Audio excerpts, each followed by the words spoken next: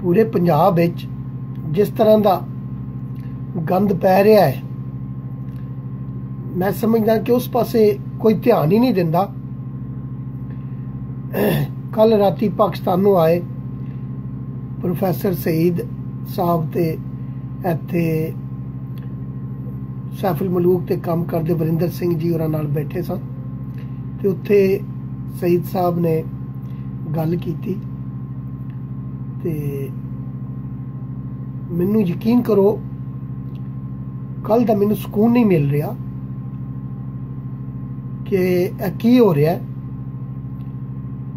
पर ये तो मैं बड़ा पुरमीद भी हाँ कि पंजाबी कौमी तहरीक दे जागण दा वेला आ गया है, जागणगे